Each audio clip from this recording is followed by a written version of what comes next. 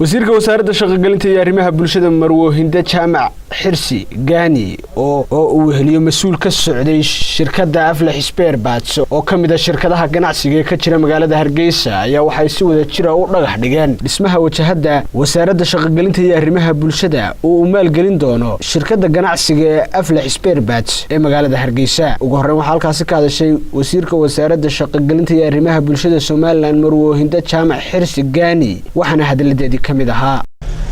arintan aanu sameynayno waxaan ka codsaday waqtigii wasaaradda la soo bedelay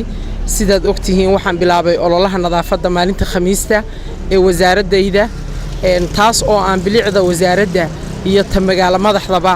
aan isleeyahay waxbay ka taraysaa waxa igu soo booqday xafiiskayga Aflax Spare Parts ayaa igu soo booqday xafiiskayga oo customerka wasaaradda kamid ah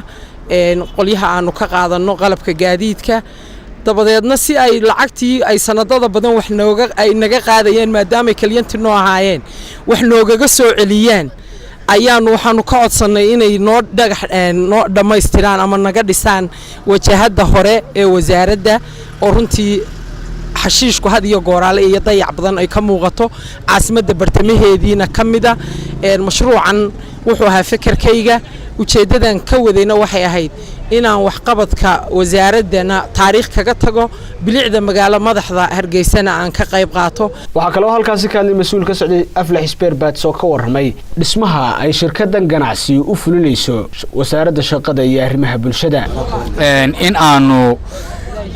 dakhligii hore ee ay spare part ahaan aanu isticmaalaysay ama ay u qaadanaysay inaanu anaguna dib wax feedback ahaan wax ku soo celino runtii waxay noqotay